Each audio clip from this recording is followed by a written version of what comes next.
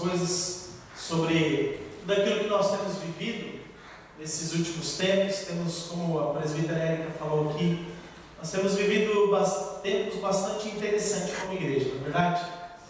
Tempos muito proféticos, tempos em que realmente Deus tem se manifestado no nosso meio de uma forma sobrenatural. Eu tenho percebido, eu tenho sentido isso, tenho visto isso, né? Não sei se você tem conseguido acompanhar no mesmo nível aquilo que está acontecendo no nosso meio. Mas cada domingo, quando aqui é ministrada a palavra de Deus, nós temos buscado sempre de Deus a direção do que ministrar, não ministrar apenas por ministrar. Amém? Amém, igreja? Hoje em dia é muito fácil pregar.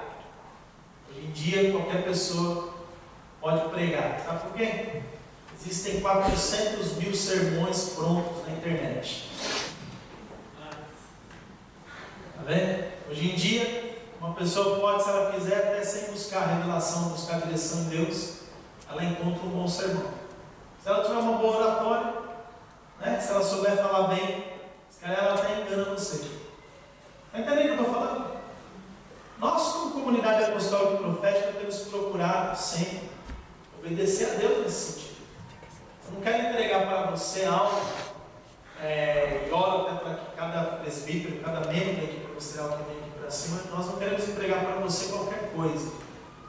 Nós não queremos entregar para você algo que simplesmente venha produzir uma emoção agradável ao seu coração. Certo? Você entende isso? Muitas vezes a gente vem para a igreja com um sentido e um objetivo de sairmos daqui satisfeitos. E entendemos que a satisfação ela tem a ver com uma sensação de bem-estar emocional.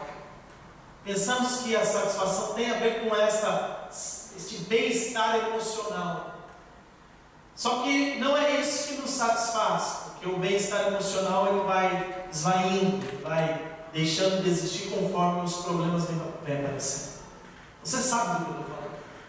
Você sabe que você já teve uma boa notícia e ficou contente, você se animou, você se alegrou naquele tempo, emocionalmente você esteve bem, né? Houve ali um bem-estar, mas logo a seguir vieram más notícias que mudaram o teu ano. Logo, uma boa notícia ela não vem gerar uma transformação ao qual nós muitas vezes necessitamos. Apesar do Evangelho ser chamado de boas novas, estas boas novas não são como boas notícias emocionais. O Evangelho, as boas novas, ela tem a ver com uma mensagem de transformação da nossa condição interior, do nosso homem interior. Você entende isso? Nós precisamos compreender que se queremos estar preenchidos, queremos estar satisfeitos verdadeiramente, seja com boas ou más notícias, tempos bons ou maus tempos, o que nós precisamos é do verdadeiro Evangelho. Nós precisamos da palavra pregada de verdade. Nós não precisamos de autoajuda, certo? Hoje há muita ministração de autoajuda, mas o que nós precisamos verdadeiramente é de ajuda do alto, que é diferente. Fala para a pessoa que está do seu lado, você não precisa de autoajuda, você precisa de ajuda.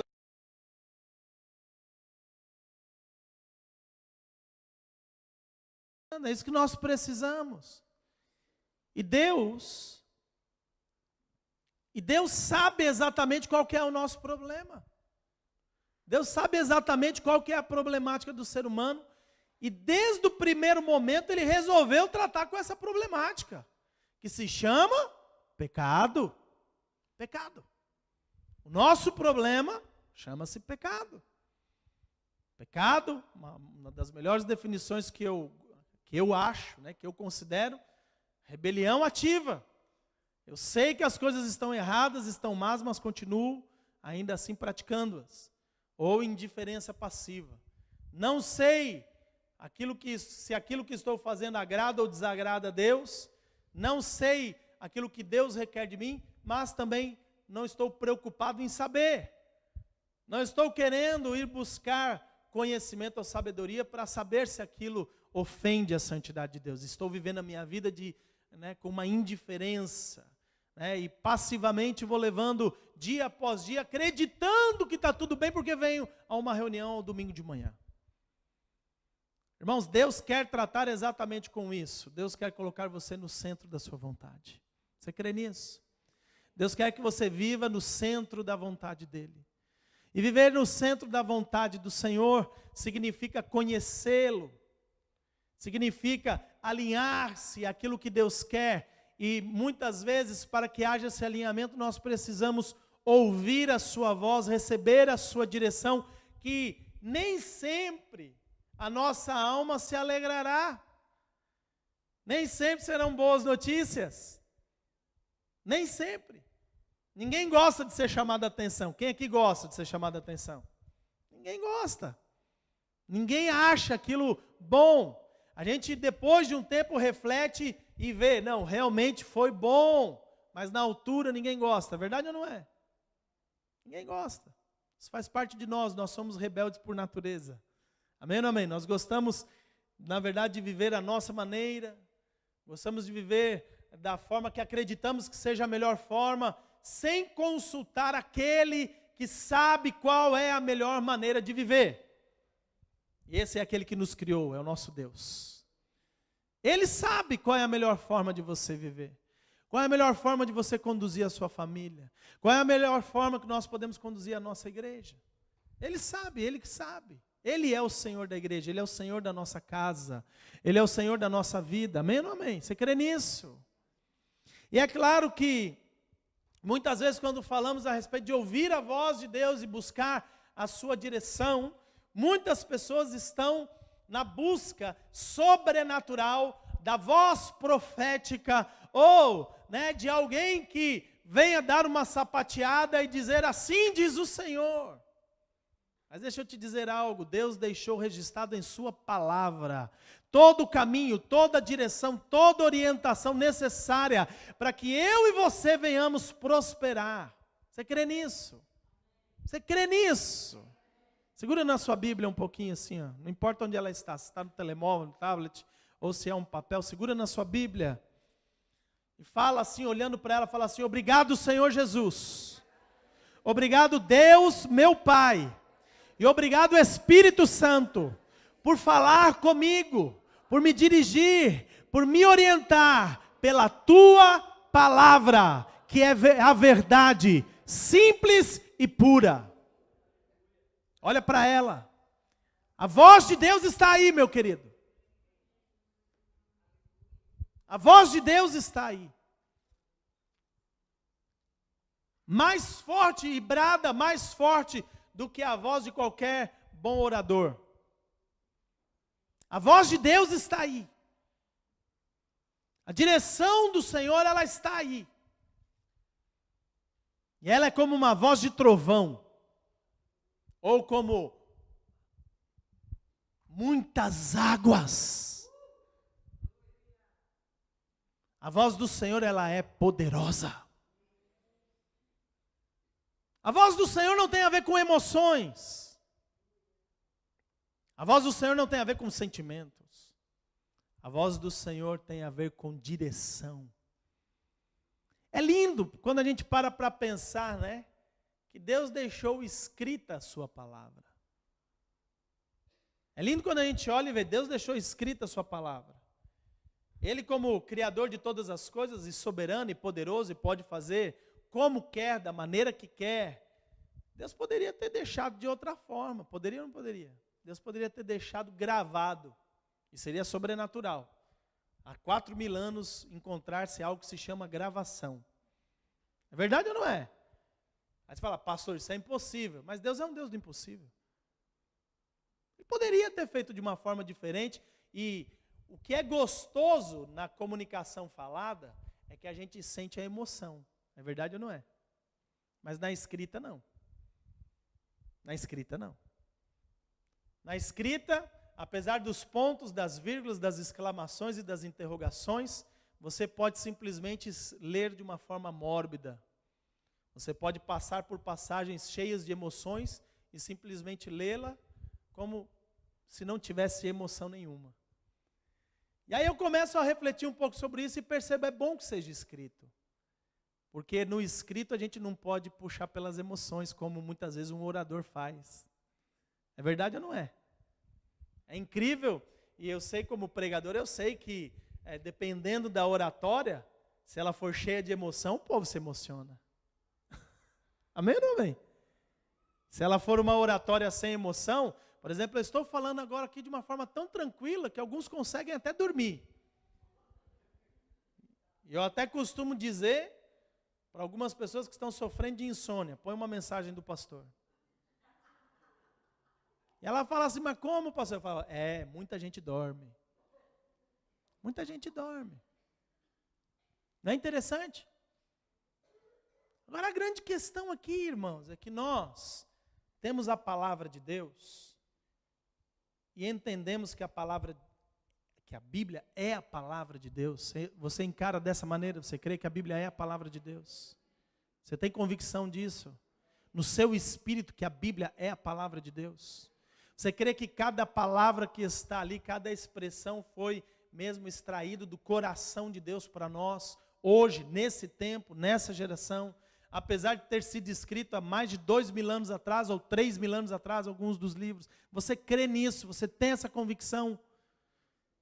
Porque se você tem essa convicção, nós precisamos começar a olhar mais atentamente para a palavra de Deus. Nós precisamos olhar mais atentamente para aquilo que Deus deu a nós como direção específica, coisas específicas para mantermos sobre nós, sobre a nossa casa, sobre a nossa igreja. Irmãos, há o alinhamento de Deus, a vida de Deus, a unção de Deus, a proteção de Deus, a prosperidade de Deus. Porque Deus não vai abrir exceções quanto à sua palavra para ninguém, para cultura alguma, para ser algum. Deus não vai abrir exceções para ninguém. Ele vela pela sua palavra para cumpri-la. Amém ou não amém? E Ele vai cumprir a sua palavra nessa geração. Ele vai cumprir a sua palavra na sua vida. Ele vai cumprir a sua palavra, e esta expressão ela é poderosa, porque quando nós falamos dele cumprir a sua palavra, nós estamos falando aqui das coisas boas que estão contidas na palavra, como também das coisas más que estão contidas na palavra. A palavra de Deus não tem só coisas boas escritas. Fala isso para a pessoa que está do seu lado. A palavra de Deus não tem só coisas boas. A palavra de Deus tem coisas aqui más que ninguém quer. Nós gostamos de ler Deuteronômio 28 apenas do versículo 1 até o versículo 14. Ninguém quer saber do 15 em diante o que está escrito. Por quê? Do versículo 1 até o versículo 14 fala só a respeito das bênçãos, daquele que obedece ao Senhor, que ouve a sua voz e cumpre a sua palavra, os seus mandamentos. E isso nos agrada, isso alegra o nosso coração. Mas a partir do versículo 15, Deus começa a falar que aquele que ouve não obedece, aquele que não está disposto a cumprir, então segue uma, irmãos, listagem de maldições, ao qual a gente passa batido. Pregador nenhum gosta de pregar sobre aquele assunto, porque não motiva ninguém, porque não alegra ninguém. E é o que eu te falo, irmão. Mais vale você chegar no céu, ir para o céu chorando, do que alcançar o inferno sorrindo e se alegrando. Não adianta você, cheio de bem-estar e feliz da vida, alcançar o inferno. Correu demais, com cara de crente, para não chegar no alvo, para errar feio o alvo. Melhor é realmente chorando, tristes, lamentando e sentindo a dificuldade e a dor do que é ser cristão na nossa geração, mas alcançarmos a eternidade, do que simplesmente querermos alcançar bem-estar, e querer que os nossos pastores, os nossos líderes, gerem em nós emoções agradáveis, temporárias. Nós precisamos entrar na verdade. Nós precisamos viver a verdade. Nós precisamos não apenas conhecer a verdade, mas precisamos praticar a verdade. Fala para a pessoa que está do seu lado, você não precisa apenas conhecer a verdade. Você precisa praticar a verdade. E esse é o problema da igreja do século 21. Esse é o nosso problema. Não posso falar do passado, de outros séculos ao qual não estive presente. Posso falar da igreja ao qual eu vivo. Eu posso falar do tempo e da geração ao qual eu estou presente. Eu posso falar de uma geração que verdadeiramente é hedonista, está preocupada apenas com o seu próprio umbigo. É isso que eu posso falar. Eu posso falar a respeito de um povo que enche as igrejas, que enche os auditórios para receber palavras que trazem ânimo à sua alma, ao seu coração, mas que não provocam transformações verdadeiras. Transformações essas que vão moldar quem nós realmente somos. Você pode ter nascido em pecado, mas Jesus te libertou do pecado. Ele pagou um alto preço pela sua vida, para que você não fosse mais subjugado pelo pecado, para que você hoje fosse santo assim como Ele é santo. A exigência de Deus ela é tremenda. Ele não falou ser de santo como o seu pastor é santo, Ele falou ser de santo como eu sou santo. Ele não falou para você se comparar a pessoa do seu lado, Ele falou para você olhar para Ele. Fala aí para a pessoa que está do seu lado, você tem que olhar para o Senhor. Mas nós estamos preferindo cada vez mais ficar nos motivando uns aos outros e nos impulsionando emocionalmente uns aos outros. E assim muitas vezes caminhando dia após dia, como que se colocando vendas nos nossos próprios olhos, em relação à verdade de Deus. Em relação à verdade de Deus para mim como pessoa, para eu como um indivíduo. Muitas vezes a verdade de Deus para dentro da minha casa, da minha família. Às vezes estamos vendo os filhos se perdendo. Olhamos os nossos filhos se perdendo. A gente vê hoje preocupação, né, que se expõe na internet por causa de jogos como a chamada aí baleia azul. E isso é apenas uma consequência daquilo que nós não estamos fazendo dentro da nossa própria casa. Tem adolescentes se matando, por quê? Porque tem pais ausentes, porque só estão preocupados com dinheiro e com trabalho. Porque na verdade não ensinaram a verdadeira palavra de Deus para os seus filhos. Não se importaram em gerar deles um posicionamento, uma vida cristã. Nós preferimos entregar eles aos games. Preferimos entregar eles aos tablets e aos telemóveis para poder ter um pouco de sossego e descanso na nossa cabeça. É isso que a gente prefere. Falar em 40 dias, vir para a igreja 40 dias seguidos, orar e jejuar, e trazer criança junto. Ah não, pastor, você está pedindo demais. Lógico, agora vamos lá, o dia que ele se encontra com uma baleia azul, aí a gente reclama e fala, ah meu Deus, eu não sabia disso. Você sabia sim. Você sabe, cada decisão que você está tomando na sua vida, você sabe o que você está fazendo. Cada vez que você deixa de ser aquilo que você é, você sabe o que você está gerando. Verdade ou não é, igreja? Pergunta para a pessoa que está do seu lado, você está entendendo esse pastor hoje?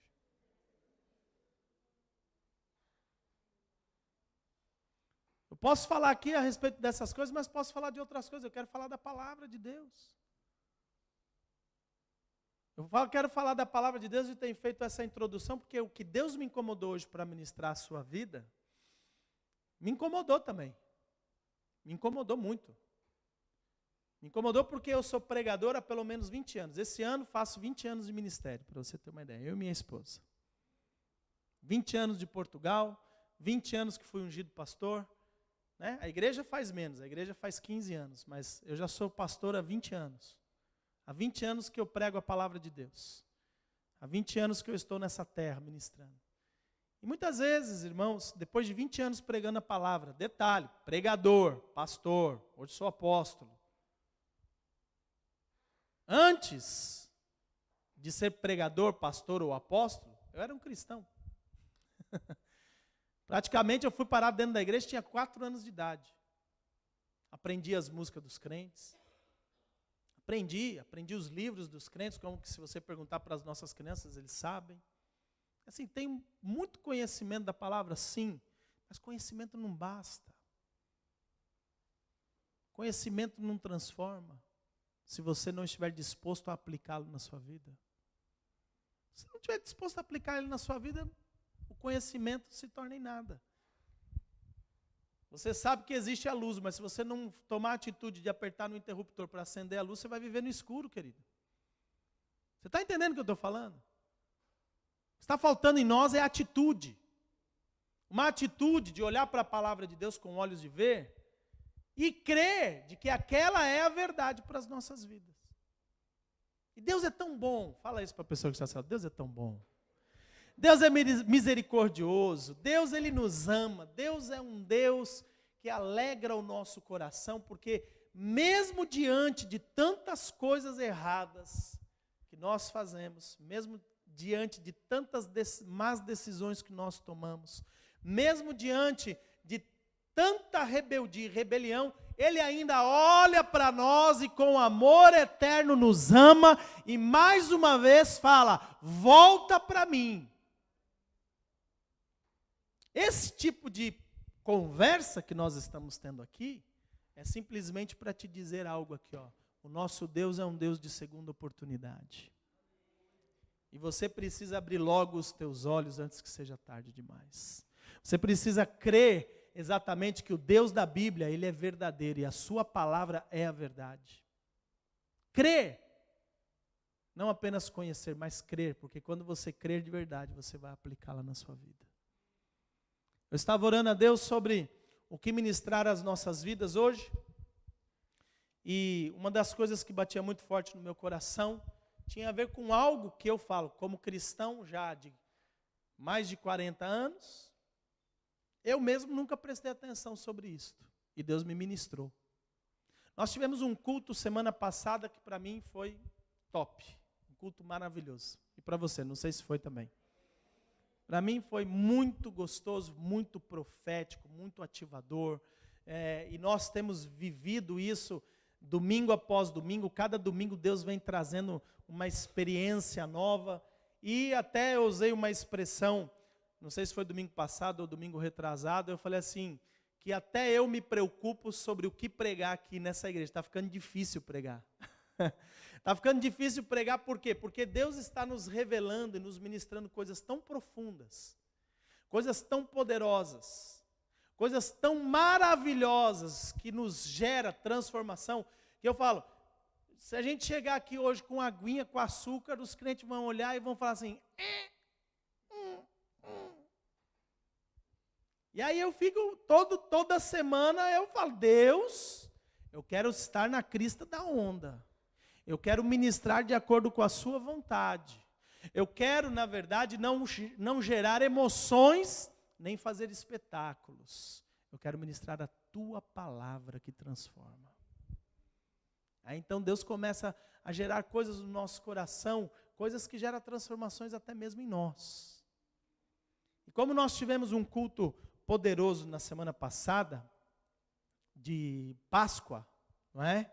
Foi um final de semana de Páscoa e foi um culto maravilhoso, como também um final de semana, para mim não foi só um culto, foi um final de semana muito tremendo. Deus nos deu a condição de poder celebrar juntamente com a equipe ministerial a Páscoa na sexta-feira. Sexta-feira nós estivemos aqui celebrando a Páscoa, nós nos juntamos e celebramos a Páscoa, né, conforme fomos instruídos e ali ministramos uns aos outros, e domingo nós viemos para cá para simplesmente ministrar a igreja, dentro de muita revelação que Deus já nos estava a dar. E então eu pensando que daria continuidade na nossa série, temos aqui falado sobre o trigo, o vinho e o azeite, né? Já falamos do azeite, já falamos do trigo, né? Eu guardei aí o fermento está guardado. Amém ou não amém? Está guardado para o dia que Deus quiser que a gente ministre, ele vai ser ministrado, né? Ainda nem entramos no vinho. E eu pensando, né, o que eu poderia ministrar, e Deus então volta a falar comigo dentro da festa bíblica. Deus volta a falar comigo dentro da Páscoa. E eu falo, uau, o que é que acontece? Senhor, a Páscoa já passou. E ele falou para mim assim, ó, você que pensa. Você é que pensa que a Páscoa já passou. Isso me incomodou muito. Porque a minha mente religiosa, muitas vezes, a minha cabecinha, né, muitas vezes, está pensando em programas, em calendários. E muitas vezes a gente pensa, não, já está feito. E Deus começou a ministrar algo poderoso. Eu não sei quantos de vocês já ouviram falar do nome Pessar. Você sabe o que é Pessar? Pessar é? Pessar é? É o quê? Dá um chacoalhão em alguém aí e fala assim, acorda, irmão. Pessar é Páscoa. A palavra Pessar é Páscoa. Significa Páscoa. Amém ou amém? E domingo passado tivemos aqui grandes revelações dentro de um cerimonial que é feito pelo povo judaico, ao qual o próprio Jesus também desenvolveu. Amém ou amém? E de repente, eu encontro a palavra Pessar Sheni. E eu falei, isso eu já não sei o que é. Pessar Sheni. E eu falei, o que é Pessar Sheni? Eu falei assim, não, aí fui pesquisar um pouquinho, né, em alguns livros que nós temos aí, de cultura judaica e etc e tal, e eu não sou judaizante. E uma das coisas que eu não quero ser é judaizante. Eu amo as festas bíblicas, amém ou amém? E amo as festas que, na verdade, não ofendem a santidade de Deus, que nós podemos participar, amém ou amém? Certo? Amém ou amém? E isso tem a ver com a minha cultura, não com a cultura do outro. Amém?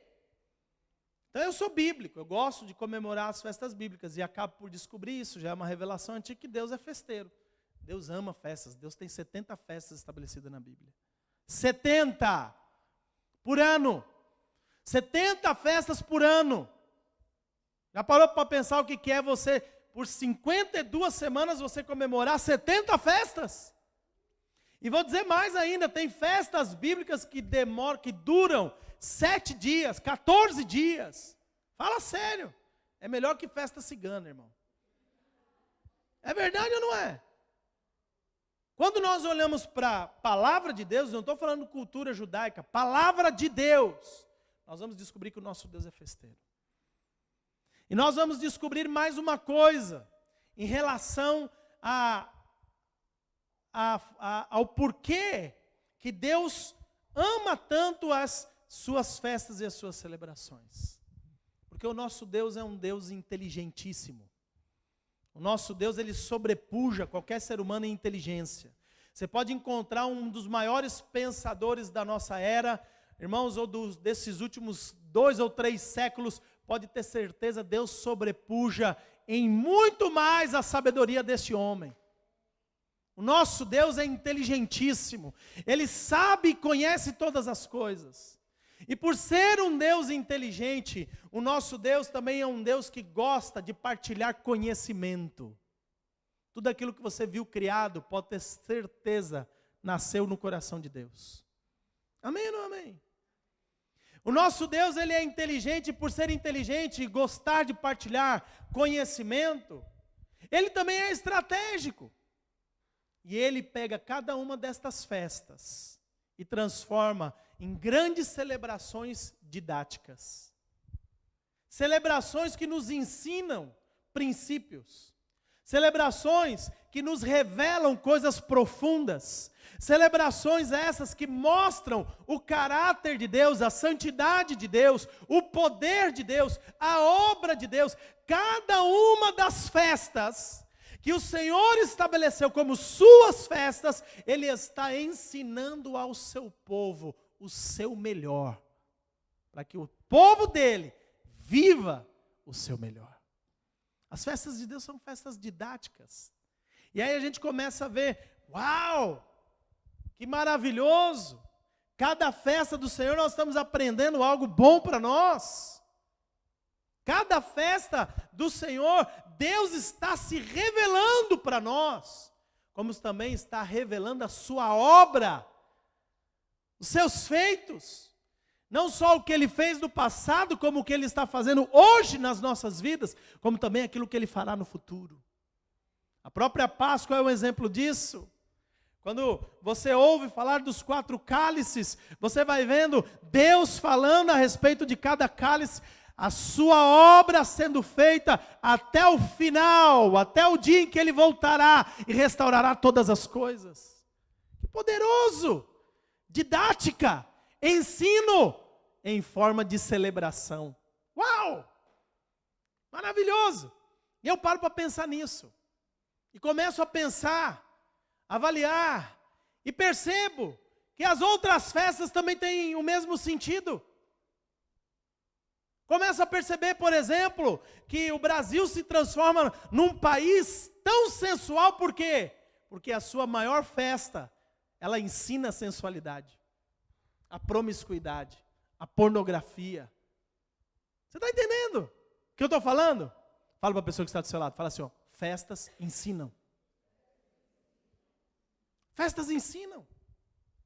As festas ensinam-nos coisas, passam valores. As festas instruem.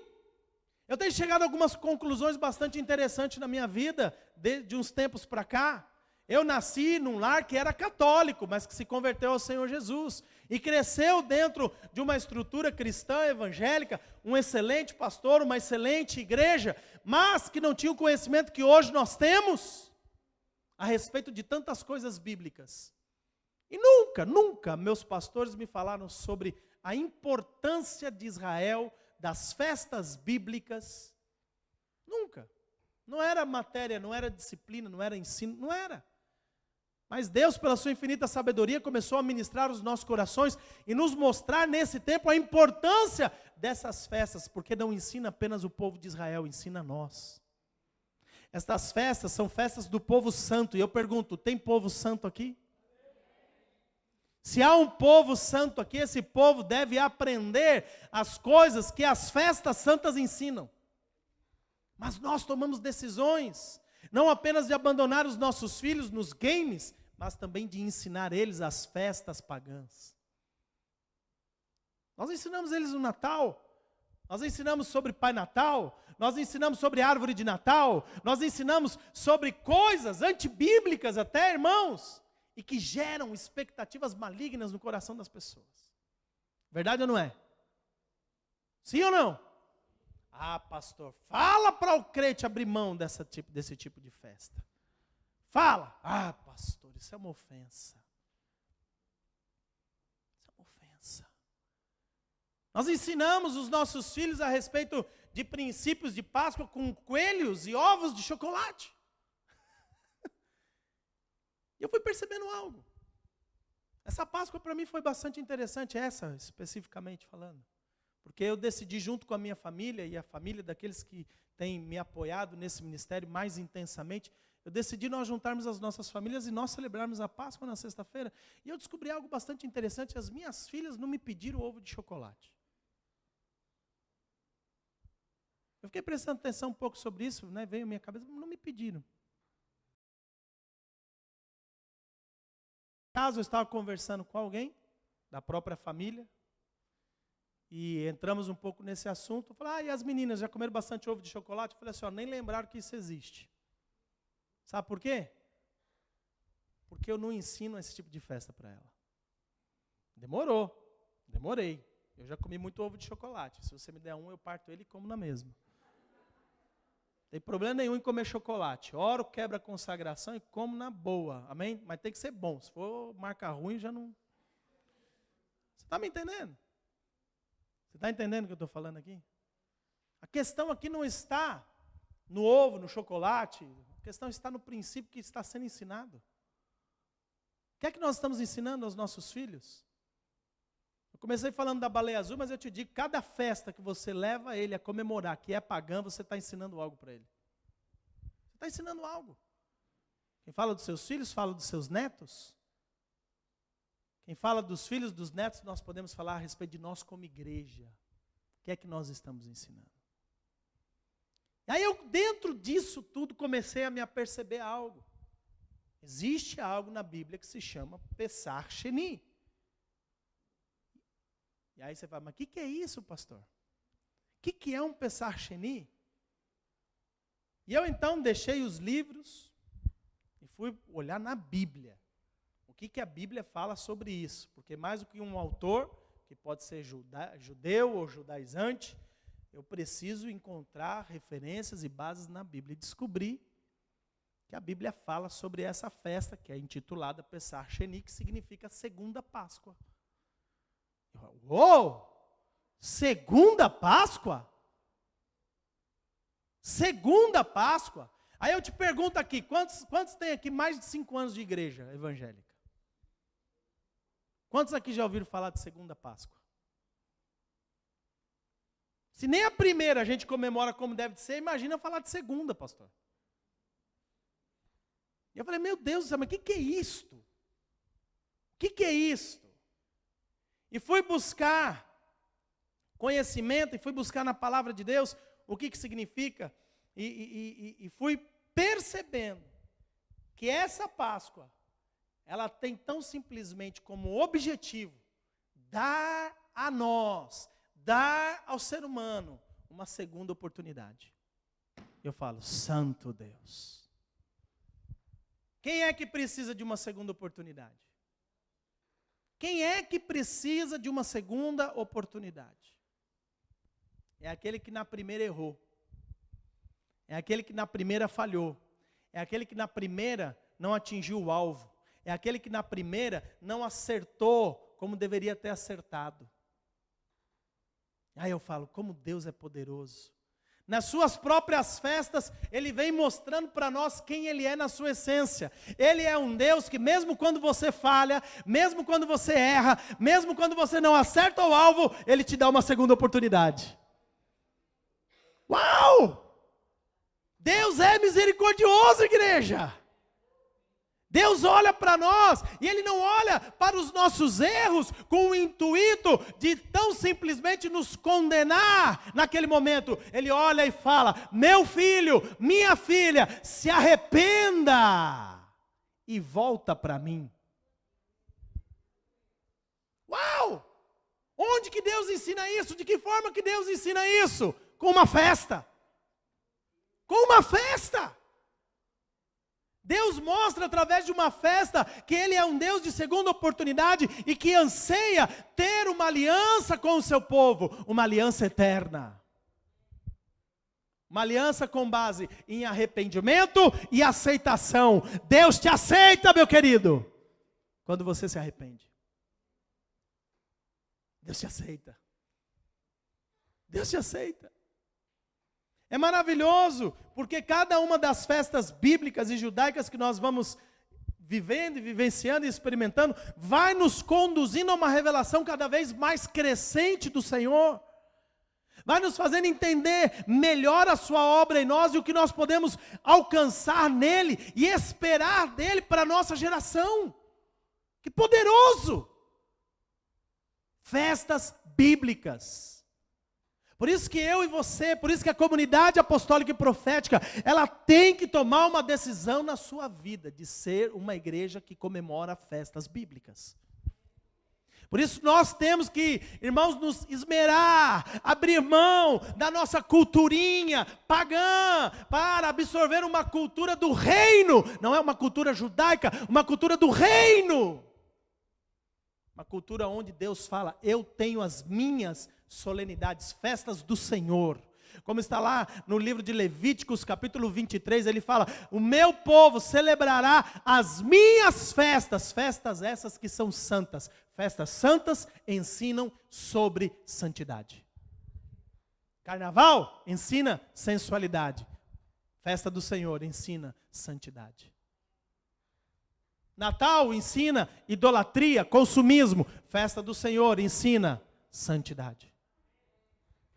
Você está entendendo o que eu estou falando aqui, igreja?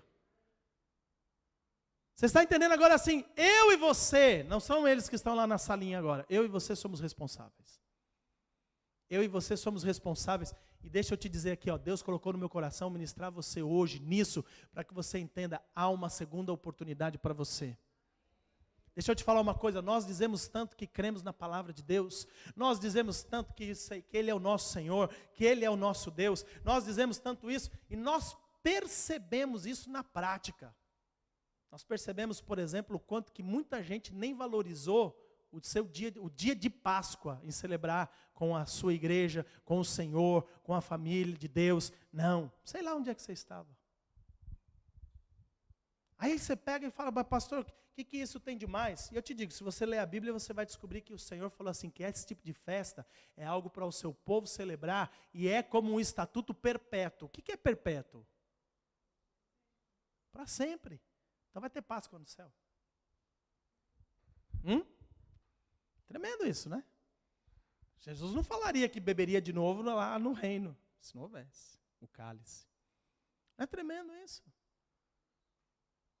Mas nós somos tão crentes, nós somos tão bíblicos, nós somos tão, cheios de Deus, que a gente está se borrifando para as festas santas do Senhor. Assim, Deus começou a ministrar isso no meu coração. Deus começou a me mostrar, olha para a igreja. Olha para a igreja. Olha a importância que ela dá para aquilo que eu digo na minha palavra. Começa por aí, ó. Ah, pastor, mas eu nunca aprendi assim. Tudo bem, a Bíblia estava lá para você já há mais de 2000 anos na mesma. Você ficou à espera do quê? De um pregador te ensinar? Esse é o problema. Esse é o nosso problema. A gente está à espera de que um dia o pastor venha para cá e traga uma grande revelação. O problema é que até mesmo esse culto que nós estamos tendo hoje aqui, se você conseguir levar 10% para a sua casa, eu já fico feliz.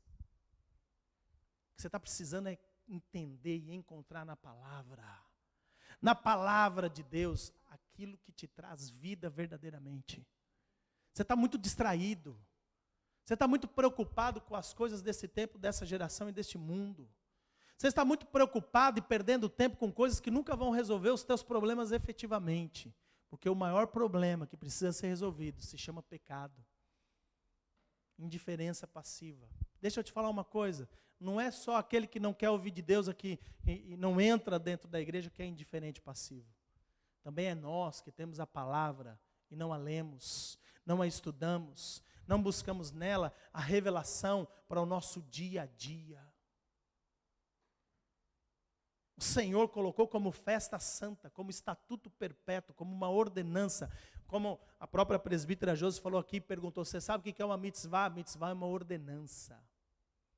Logo, se é uma ordenança de Deus, o que é que eu e você temos que fazer? Alô? Se Deus colocou como uma ordenança, qual é o nosso papel como povo santo? E se você não obedeceu, o que você é? Pastor, é uma festa. Pastor, é uma festa, pastor. E eu olho assim e falo assim, ó, diz isso para Deus. Deus, uma festinha, Deus. Olha para o Senhor, Criador dos céus e da terra, que te redimiu de todos os seus pecados, e que te colocou numa condição diferenciada, e olha para Ele, e faz uma carinha bem crente, e fala para Ele, Senhor, é só uma festinha. O que o Senhor vai te responder? O que Ele vai dizer para você? O que será que o Espírito Santo vai gerar no seu coração nesse momento? Deus colocou isso aqui no meu coração, irmãos, porque é interessante, porque nós muitas vezes pecamos até pela nossa própria ignorância. Para você ter uma ideia, o próprio imperador Constantino, aquele que instituiu a igreja católica, a igreja cristã, não era católica, mas a igreja cristã como a igreja do império, ele mesmo utilizou uma expressão, diz assim, olha, ele escreveu uma mensagem ao clero, dizendo assim, olha, que os judeus não possuem a verdade na questão da Páscoa, porque em sua cegueira, frequentemente celebram 2 Páscoas no mesmo ano. O cara falou, estão fazendo tudo errado. Constantino usou uma expressão como essa, fez essa afirmação, e aí a gente fala, uau, o Que negócio é esse de judeu comemorar 2 Páscoas? Por quê? Aí você vai na Bíblia e vai descobrir o porquê. Você vai descobrir primeiro que a Páscoa é uma festa ordenada por Deus. Abre aí a Bíblia, Números capítulo 9, versículo 1 a 5.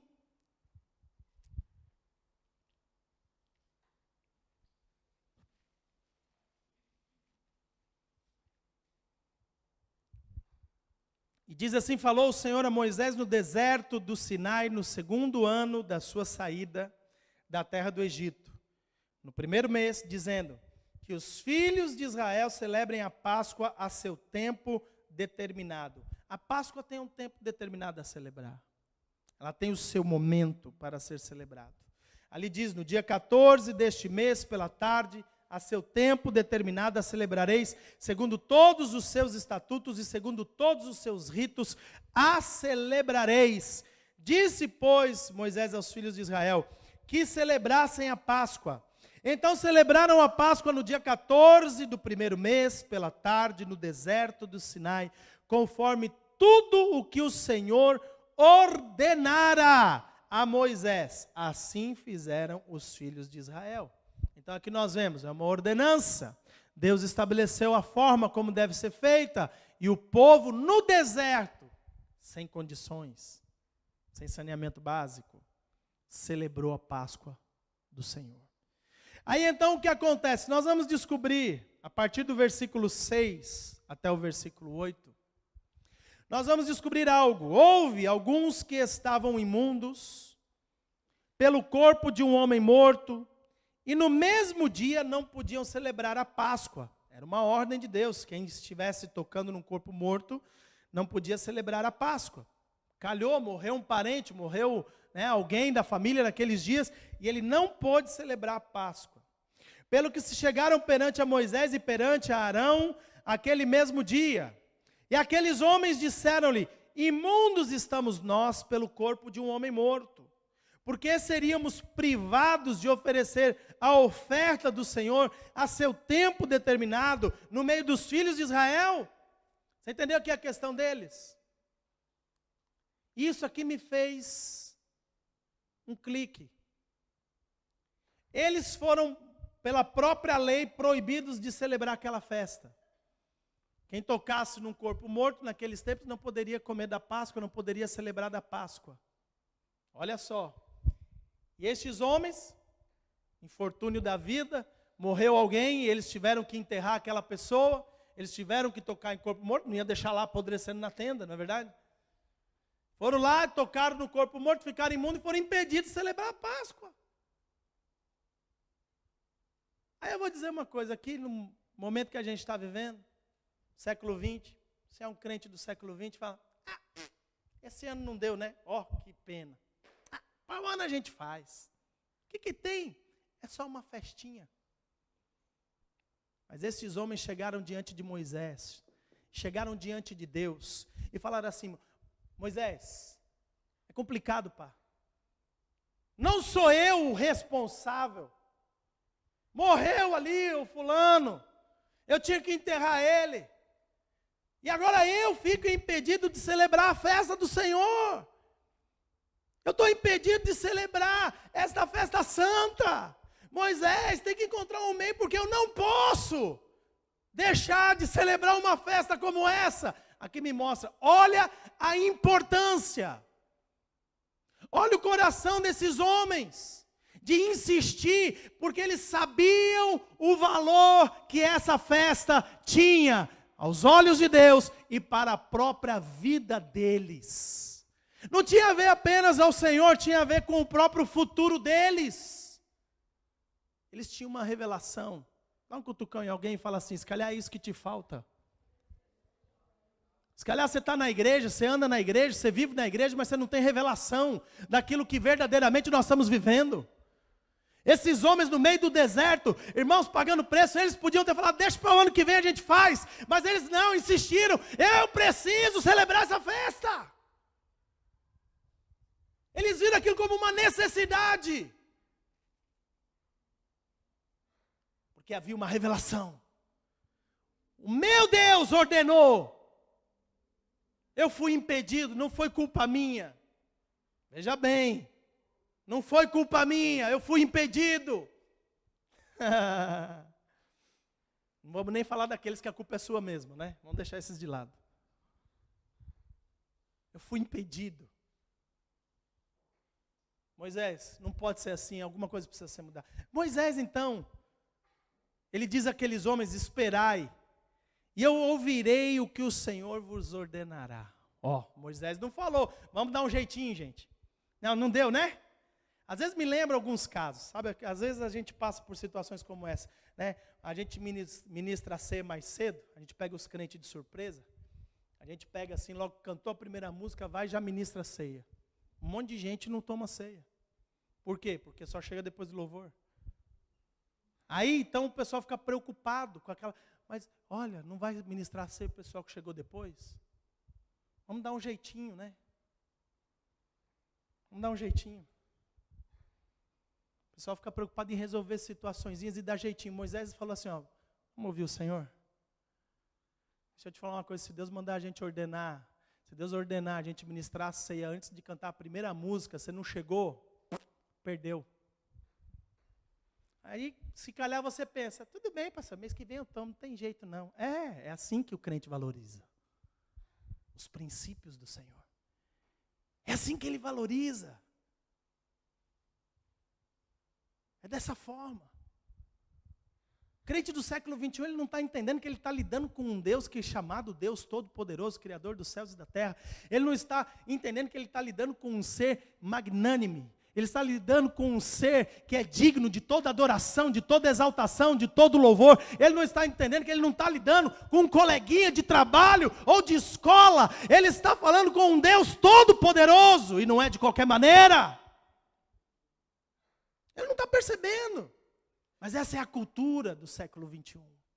Uma igreja voltada para si mesma, egocêntrica. Uma igreja que está preocupada com a sua satisfação pessoal e não em agradar a Deus. E não prestar atenção naquilo que o Senhor está ordenando e valorizar aquilo que Deus estabeleceu como estatuto perpétuo. Você acha que a gente se reúne, irmãos, aqui de domingo só para passarmos um bom tempo? Vai ler a Bíblia. Alô? Vai ler a Bíblia. Aí é interessante, irmãos, que a frustração desse povo era muito grande. Ou seja, eles estavam ali e vendo aquele povo todo podendo celebrar uma festa santa do Senhor, e eles estavam impedidos. A frustração, a tristeza, irmãos, era tão grande no coração deles que eles foram reclamar, e Moisés não foi dar um jeitinho, ele foi ouvir o que Deus queria. Falou, vamos ver o que Deus vai falar, o que Deus vai ordenar para vocês. E aí então nós pegamos aqui a partir do capítulo 9. A partir do versículo 9. Números 9, a partir do versículo 9.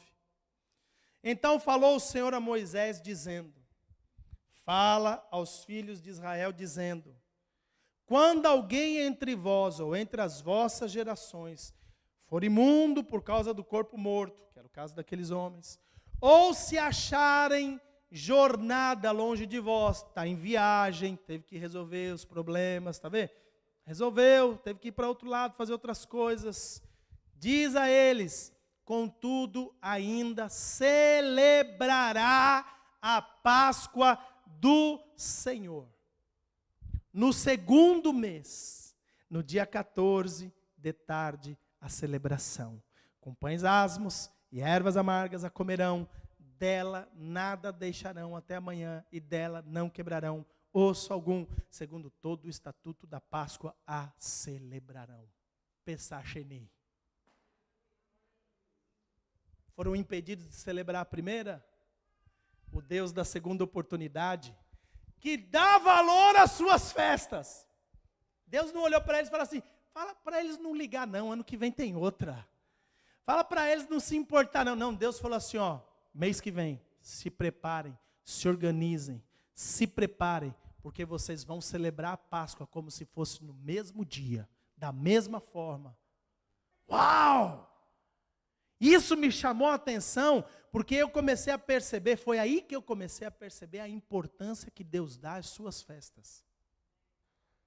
Aí é que eu comecei a perceber, irmãos, que nós, comunidade apostólica e profética, estamos no caminho certo. Porque muitas vezes alguns pastores chegam aqui e falam assim, vocês fazem aí umas festas judaicas, né? Eu vejo vocês aí fazendo umas festinhas aí de Israel. Já até postaram uma vez lá no nosso, da capa do nosso Facebook, que agora virar judaizantes. E eu falo, Constantinos da vida, sejam bem-vindos ao século 21. Constantinos, por ignorância ou por desrespeito, não compreendem a palavra de Deus. Agora, o meu problema não é quem está lá fora. Nosso problema não é com quem está lá fora, quem não está vivendo, experimentando a revelação. Nosso problema tem a ver conosco. Nós aqui precisamos olhar para nós, porque é o seguinte, irmãos, isso aqui me fez despertar para uma coisa, me fez despertar para uma coisa que não tem a ver apenas com as festas. É muito mais profundo do que as festas. Mas é assim, nós, como igreja, a gente tem procurado do Senhor direção e orientação para cada passo que devemos dar, cada direção que nós devemos seguir. E a gente vai entendendo aquilo como uma ordenança do Senhor. E quando Deus fala, a gente tem que obedecer. E aí é o que eu te falo, pastor, mas é aquilo que sai da sua boca simplesmente? Fala, não, principalmente o que está na palavra. Principalmente o que está na palavra. E eu começo a olhar, irmãos, a gente não desvaloriza só festa, a gente desvaloriza princípios. A gente desvaloriza princípios. É muito comum encontrar no meio da igreja gente que não entrega dízimo. É muito comum a gente entregar pessoas que não ofertam. É muito comum a gente entregar pessoas que, mesmo depois de ouvir por 5 anos seguidos sobre primícias, não tomam um passo, uma atitude de, numa vez na vida, experimentar uma ativação desse princípio. Desculpa, nós estamos falando de princípios bíblicos, nós estamos falando de ideias de homens. Irmãos, nós estamos falando, quando a gente começa a olhar, é em todo nível, em toda área, em todo lugar. A igreja quer viver evangelho, sabe como? À sua maneira. A igreja quer fazer, irmãos, reino de Deus à sua maneira, sendo que o Cristo já revelou os princípios do reino para quem quer alcançá-lo. Tem gente que quer ter um encontro com a noiva, mas não põe azeite na sua lâmpada. Como que é possível? Tem gente que quer seguir Jesus, mas não quer tomar a cruz. É impossível. Irmãos, os versículos estão colocados ali, não é apenas uma boa literatura, como você lê um outro livro qualquer. São princípios, são ordenanças. A palavra de Deus ela é clara em dizer que a vara, o ramo que não dá fruto, ele, corta. Para ser lançado fora no fogo, pisado pelos homens. Não sei o que se passa com a igreja. Eu não sei o que é que se passa com a igreja. Não sei o que é que se passa com a gente. A gente está pensando que Deus vai dar aquelas abébias para nós. Não, se calhar, né? Cara, cheguei em cima da hora. Ainda deu tempo. Não, desculpa, amigo. No reino não funciona assim. No reino não funciona assim. Eu quero só terminar a leitura desse texto da Páscoa para você ver a gravidade do assunto, versículo 13, no capítulo 9. Diz assim: porém, quando um homem for limpo e não estiver de caminho, presta atenção, ele está falando de quem agora? Do cara que tem condições, ele está limpo, ele não está de viagem, ou seja, ele tem condições de estar lá celebrando a Páscoa, ele tem condições de estar entrando na festa do Senhor, mas diz ali, e deixar de celebrar a Páscoa. De quem que ele está falando? Do cara que podia, não é do impedido, é do que podia, mas não quis. Não quis. E deixar de celebrar a Páscoa, tal alma do seu povo será extirpada, porquanto não ofereceu a oferta do Senhor a seu tempo determinado. Tal homem levará o seu pecado.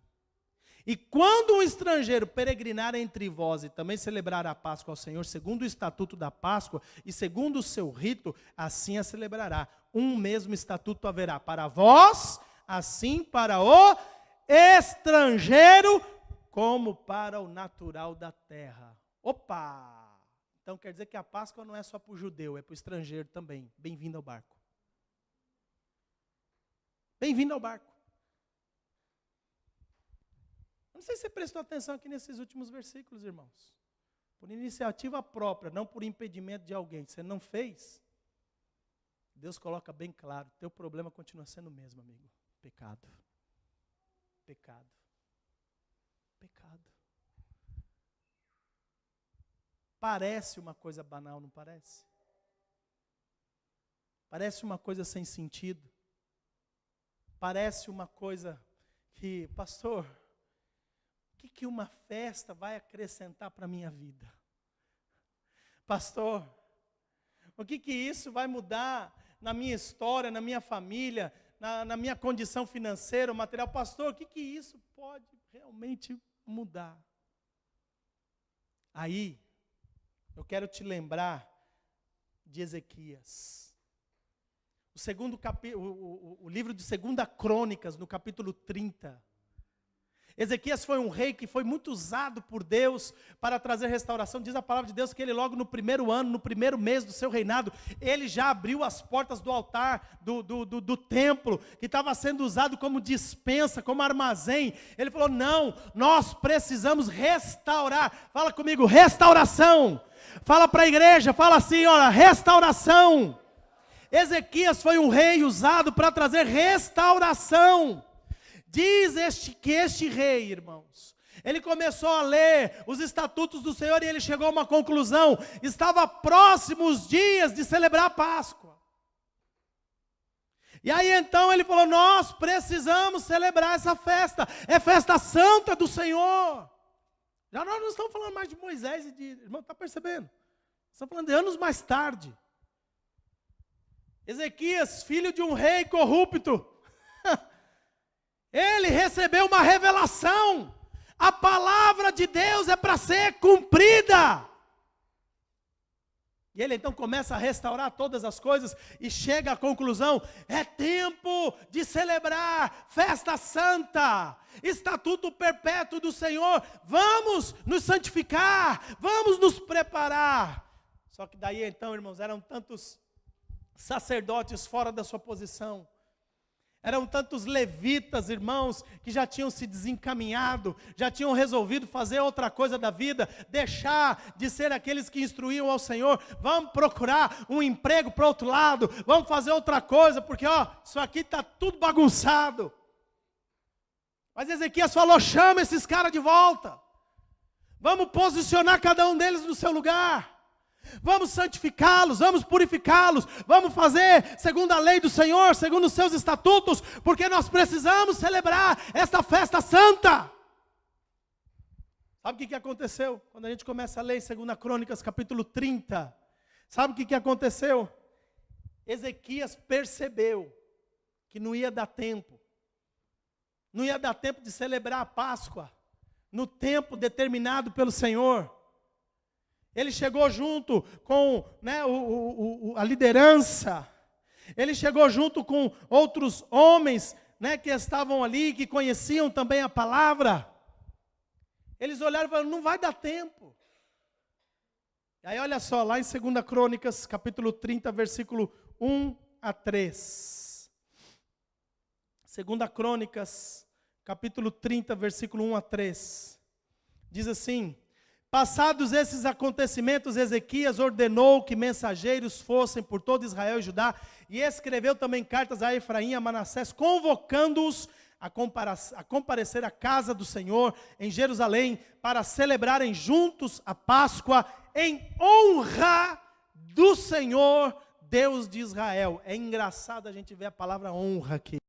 Consenso com os seus príncipes e oficiais e toda a comunidade em Jerusalém, a fim de realizarem o sacrifício da Páscoa no segundo mês. Esse retardamento na celebração em relação à data prescrita, deveu-se à falta de sacerdotes santificados em número suficiente, bem como o próprio povo ainda não havia conseguido se reunir todo em Jerusalém. E o versículo 4 diz, essa era a solução, pareceu boa aos olhos do rei. O que ele olhou? Espera aí, a gente não conseguia aqui na data, mas dá para fazer no Pessach Sheni, na segunda Páscoa. Uau! Ezequias não quebrou nenhum princípio, não inventou nenhuma moda. Ezequias não foi buscar argumentos para tentar justificar coisas que eles não conseguiam fazer. Não, ele foi na palavra de Deus e chegou diante dos príncipes. Olha aqui. Em vez de fazer no primeiro mês, ao 14º dia, como ordena o Senhor a Páscoa, vamos então entrar no tempo da segunda oportunidade. Fala para a pessoa que está do seu lado, chegou o momento de você entender que o seu Deus é um Deus de segunda oportunidade. Uau!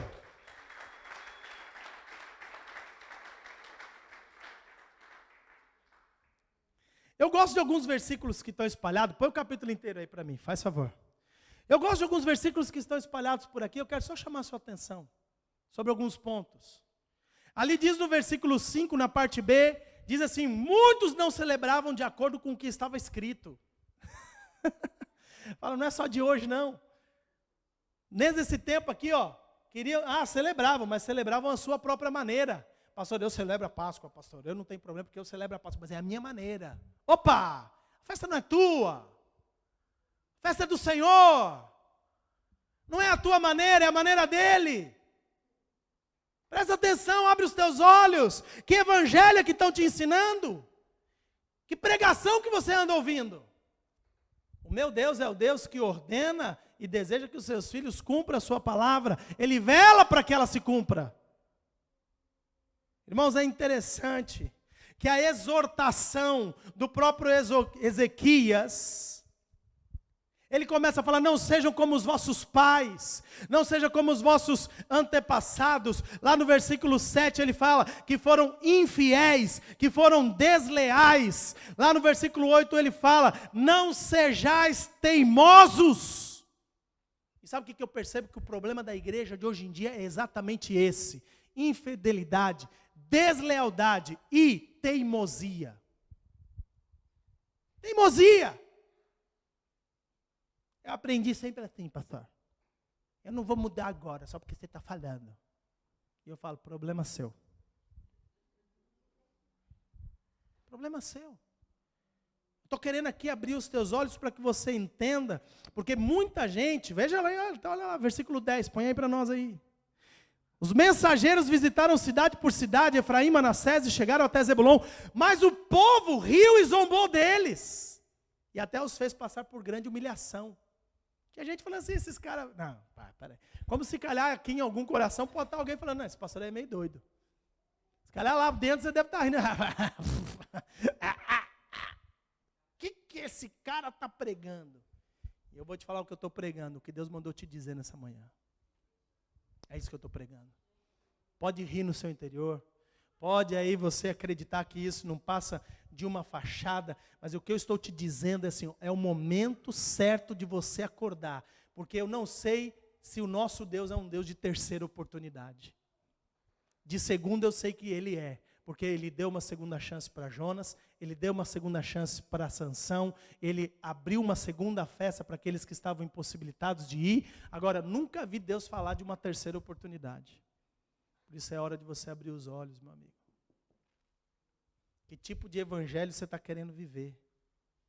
Mas diz ainda assim, ali no versículo 11, no entanto, alguns homens de Asser, de Manassés, de Zebulon, demonstraram ter um coração sensato e humilde.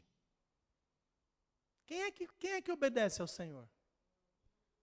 Quem tem um coração sensato e humilde. Quer continuar teimando? Quer fazer braço de ferro com o Senhor? Quer viver o evangelho à sua maneira? Força, meu amigo. Aí agora que vem a coisa gostosa da Bíblia. Eu gosto de versículos assim como o versículo 12. Diz assim, por outro lado, Ou seja, enquanto estavam sendo encontrados homens com um coração sensato e humilde, por outro lado, ou seja, eu vejo isso, né, o mundo espiritual, o que é que estava acontecendo no mundo espiritual? Enquanto no natural o homem estava se humilhando e sendo sensato, no mundo espiritual, por outro lado, diz aqui, a mão de Deus esteve sobre o povo, concedendo-lhes senso de unidade de pensamento, para executarem o que o rei e os seus oficiais haviam ordenado, de acordo com a palavra do Senhor. Ou seja, eles não ordenaram coisas que não era palavra. O que Deus estava fazendo do outro lado? Gerando um senso de unidade de pensamento. Deus, pelo amor de Deus, faz isso com a CAP. Deus, pelo amor de Deus, alivia o fardo de uma liderança, gerando este mesmo senso. A CAP tem uma missão, tem uma visão, irmão. A CAP é uma igreja que sabe muito bem por que existe e para onde vai. Está percebendo? Você precisa se alinhar a isto o mais rápido possível. Você precisa se alinhar o mais rápido possível. Pede para Deus colocar a sua mão sobre a sua cabeça, sobre a sua vida e te conceder esse senso de unidade. Não queira andar a sua maneira. Não existe evangelho à maneira, não existe isso. O evangelho só existe um. Você está me entendendo o que eu estou falando? Pergunta para a pessoa que está assim, você está entendendo esse pastor? O resultado dessa atitude, irmãos, lá no versículo 15, mostra que os sacerdotes, os levitas, envergonhados, consagraram-se e trouxeram holocaustos à casa do Senhor. Sabe por que eles ficaram envergonhados, os levitas, os sacerdotes? Sabe por que eles ficaram envergonhados? Sabe por que a palavra de Deus faz questão de mostrar essa parte, de que eles ficaram envergonhados? Porque a atitude partiu de um rei, não de um sacerdote. A decisão de seguir a palavra, de obedecer às ordenanças do Senhor, de purificar, de santificar, de buscar conhecimento, não veio de um sacerdote, não veio de um levita, veio de um rei. Veio de um rei. E eu fico pensando, será que Deus vai ter que fazer isso com a igreja dele em Portugal? Será que ele vai ter que começar a pegar gente lá fora? Será que ele vai ter que pegar governo lá fora e começar o governo lá fora a tomar atitude de coisas que a igreja ainda não acordou e que tem que ser ela a fazer? Você é sacerdote, meu querido. É você que devia estar estabelecendo os princípios do reino na sua casa. Mas, cara, Deus vai ter que pegar uma professora do ensino secundário ou primário e chamar a sua atenção através de um recado para dizer que o teu filho está ruim. Se calhar, Deus vai ter que pegar alguém lá que não tem a posição de sacerdote como você tem, para fazer você acordar para a vida. E ali você vai ser envergonhado. Mas com vergonha ou sem vergonha, se humilha e tenha bom senso de olhar para a palavra de Deus e obedecê-la, segui-la, cumpri-la, não à sua maneira, mas como Deus quer. O que é interessante, irmãos, é a autoridade que Deus concedeu a esse rei. Você vai ler com calma depois na sua casa, irmãos, 2 Crônicas 30, mas nós vamos ver que foi tanta gente para essa segunda Páscoa no tempo de Ezequias, foi tanta gente que não estava dando tempo. Não estava dando tempo de purificar, de santificar, ou seja, era tanta gente chegando. E eu creio, irmãos, que quando a igreja começa a se alinhar, Deus começa a encher. Deus começa a trazer multidões. Quando a igreja começa a andar na obediência, quando a igreja começa a tomar uma decisão de se santificar, de se purificar, de cumprir as ordenanças do Senhor, Deus começa a trazer uma multidão. Você está entendendo o que eu estou falando aqui? Teus parentes vão começar a se converter. Aquelas pessoas que você falou do evangelho e que elas nunca deram ouvidos, de repente elas vão começar a chegar. E não vai ser nem você que vai convidar, elas vão começar a vir. Porque a igreja alinhada, a igreja obediente, Deus tem prazer em trazer multidão. Aí você fala, nossa pastor, então, se calhar qual é a nossa situação? Deixa eu te falar qual é a nossa situação, irmão. Você já parou para pensar um monte de visitante hoje ouvindo um tipo de sermão como esse? Ainda bem que estamos em família. Você já parou para pensar um monte de gente chegando para cá e ouvindo que o próprio povo de Deus é infiel, desleal, desobediente? O próprio povo de Deus não está disposto a obedecer a sua palavra. O próprio povo de Deus não cumpre princípios. Você está entendendo o que eu estou falando? Está em você. Está em você. Está em cada um de nós aqui tomar a nossa posição e entender. Deus é o mesmo ontem, hoje, eternamente. Irmãos, Ezequias começou a ver chegar aquela multidão. Ezequias começou a ver aquele povo e não estava dando tempo de santificar, de purificar. Então ele pega e faz uma oração. Ele tão simplesmente ele chega, ele fala, nós vemos ali a partir do versículo 18. Contudo, ainda que muitos dos que vieram de Efraim, Manassés, Zebulon, não tinham se purificado, assim começaram a Páscoa, contrariando o que estava prescrito. Veja bem, eles tinham que se purificar, eles estavam contrariando.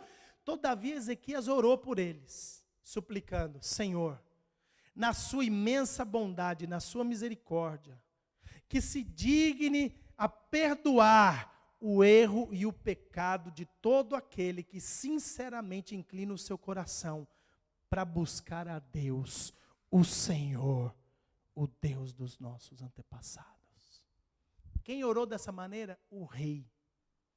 Falou, Deus, o Senhor é misericordioso, o Senhor é bondoso, perdoa, Senhor, o erro, perdoa o pecado, perdoa, Senhor, a iniquidade, perdoa, Senhor, perdoa eles.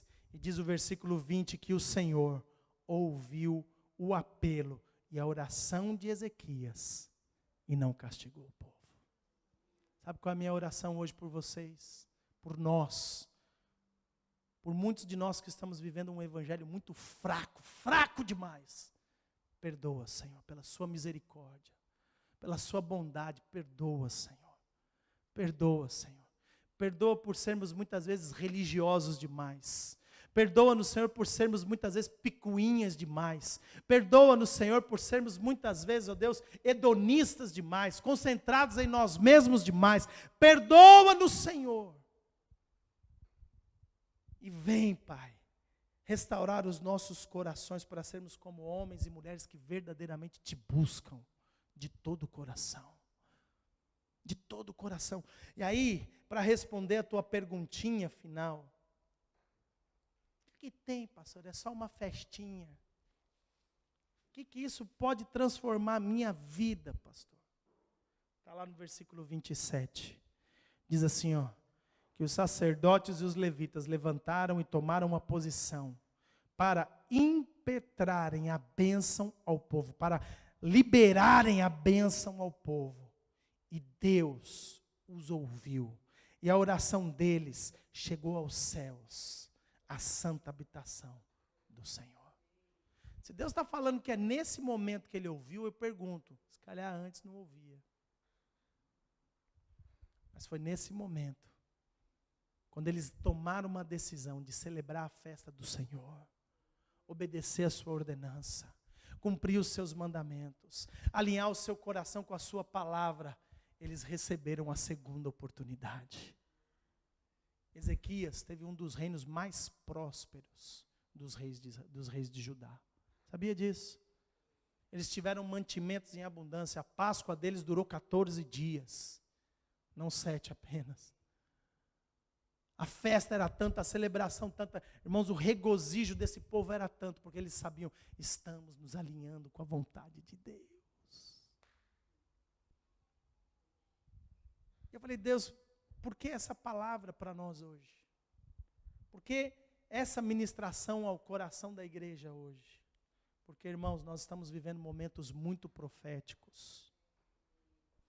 E os momentos proféticos, eles vão sendo liberados consequentemente à nossa posição, à nossa obediência às condicionais de Deus. Deixa eu te falar uma coisa, irmãos. Deus tem liberado muita unção, muito azeite, muito trigo. Deus vai começar a liberar sobre nós vinho em abundância. Só que eu e você precisamos ter um coração obediente, alinhado. Nós precisamos nos arrepender de um evangelho fraco, de um evangelho a qualquer maneira, de um cristianismo à minha própria maneira. Nós temos que começar a entender que Deus vai abençoar aqueles que têm um coração sincero e puro, humilde, que está disposto a realmente receber o peso da mão de Deus sobre a sua vida, para ter um coração correto. Deixa eu te falar uma coisa, irmãos, esse culto aqui é realmente para gerar arrependimento. Eu não sei qual é o tipo de evangelho que você está levando, eu não sei qual é o tipo de cristianismo que você vive, mas eu só te digo uma coisa: Cristo só existe um. Evangelho verdadeiro só existe um. Outros aí, espíritas e etc. quiseram criar outros evangelhos, mas o verdadeiro só existe um. E este evangelho verdadeiro ele fala abertamente que não vai ser fácil a nossa jornada aqui. Ele fala exatamente que não vai ser fácil a nossa jornada aqui. Ele fala que realmente não vai ser momentos de bem-estar e de prazer simplesmente. Não. Ele fala de que desde os dias de João Batista até os dias de hoje, o reino de Deus é tomado por violência, por esforço. E só os que se esforçam é que se apoderam dele. Só os que se esforçam. Só os que se esforçam se apoderam dele. Cristianismo não é para gente relaxada. Cristianismo não tem a ver, irmãos, com fazer as coisas de qualquer maneira. Cristianismo é algo bíblico, é algo santo. Cristianismo não tem a ver com legalismo. Cristianismo não tem a ver com religiosidade. Os que Jesus mais combateu foram legalistas e religiosos. Cristianismo, irmão, tem a ver com uma mente totalmente curada e transformada para se viver os princípios do reino pela fé. Pela fé. Por isso eu quero que você hoje, aqui nesta manhã, que você possa fechar os teus olhos. Que você possa, irmãos, em nome de Jesus Cristo, fazer uma avaliação muito profunda no seu coração. Nós vamos continuar recebendo muita revelação de Deus. Eu creio nisso, irmãos. Eu creio nisso. Mas nós precisamos entender esse momento, o momento da segunda oportunidade. Deus está te dando uma segunda oportunidade. Se você até aqui tem desvalorizado tudo que Deus tem te dado, tudo que Deus tem feito, tudo que Deus tem falado, chegou o momento de você falar: Deus, me perdoa. Um coração sincero, humilde, um coração realmente disposto a se alinhar e obedecer a Deus. É o que você precisa nesse momento. Arrependimento, arrependimento, arrependimento. Avalia as suas prioridades. Avalie agora as suas prioridades. O que é que tem sido mais importante para você? O que é que você tem ensinado para os teus filhos como mais importante? O que é que você tem colocado para a sua própria casa como mais importante, de maior valor? Começa avaliando com princípios pequenos como esses, na nossa mentalidade, como uma festa. Uma festa. Qual festa você dá mais valor? Uma festa bíblica ou uma festa pagã? Uma festa bíblica ou uma festa pagã? Qual princípio você dá mais valor? Ao princípio deste mundo, que ensina você a reter, a segurar? Ou ao princípio da palavra de Deus, que fala que aquele que dá, o Senhor acrescenta mais e mais, abundantemente mais? Você tem dado mais ouvidos a quem? Aos governos, aos economistas, que te dizem que você está em crise, e que você não pode, você tem que tomar cuidado? Ou você está ouvindo a voz de Deus a respeito de princípios de transformação e de mudança para a tua condição financeira, material, para a tua empresa, para o teu negócio, para o teu trabalho?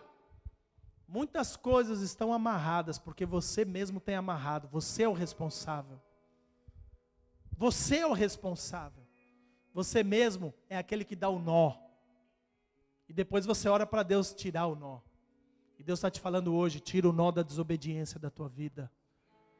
Tira o nó. Ananias e Safira quiseram enganar o Senhor e por isso morreram.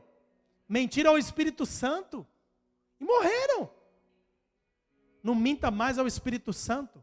Não faça jogo para tentar iludir a homens que você é uma pessoa correta. Deus está sobre todos, acima de todos e vê a tudo.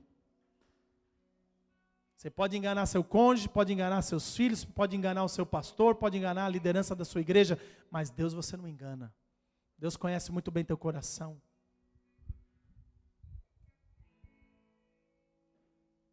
Muita gente fala, quando me acontecer isso, aí sim eu vou ser fiel. Aí sim eu vou fazer. Deixa eu te falar uma coisa, você já é o que você é agora. Agora você já é o que você já é. Hoje, como você não tem, você fala que não faz porque não tem. Amanhã você vai ter porque você fala que é demais.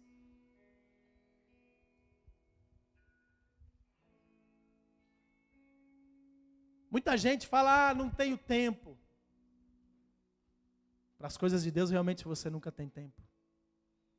Para ter o crescimento espiritual, realmente você nunca tem tempo. Você quer um cristianismo fácil? Você quer viver como um bom católico? Vem à missa no domingo, recebe a bênção e pensa que está tudo resolvido para a sua semana?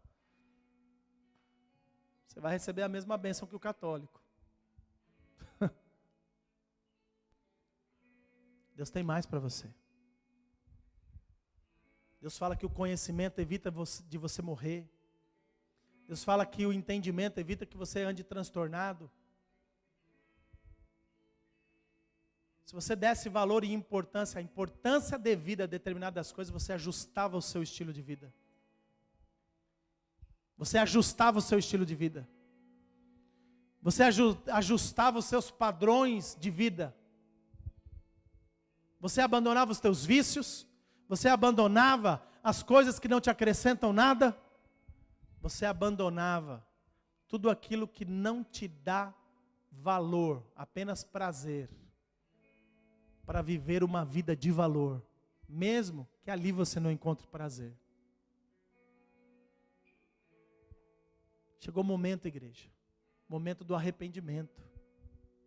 Chegou o momento de você avaliar o seu coração, porque eu creio, Deus está nos dando segunda oportunidade para alcançarmos as coisas maiores e melhores que estão chegando aí. E isso não é para qualquer um, isso não é para qualquer pessoa. Isso não tem a ver, irmãos, com qualquer decisãozinha que você toma. Isso tem a ver com convicções fortes de um coração transformado, de um homem, de uma mulher arrependida, que verdadeiramente muda a sua mentalidade e o seu caminho. Isso tem a ver com transformação de caráter, transformação de vida. É importante você entender que Jesus falou que só quem nascer de novo vai viver no reino. Nascer de novo. Nascer de novo. Nascer de novo. Nascer de novo. Se calhar você precisa falar, Deus, eu preciso nascer de novo, de novo. Se calhar você precisa se humilhar hoje e falar, Deus, eu estou precisando mesmo de uma revolução aqui dentro. Você está se sentindo vazio. Você está dentro da própria igreja, você está tentando viver como crente e não está experimentando a verdade do Evangelho. Pede para o Senhor hoje, põe a sua mão sobre mim, ó Deus. Põe a tua mão sobre mim.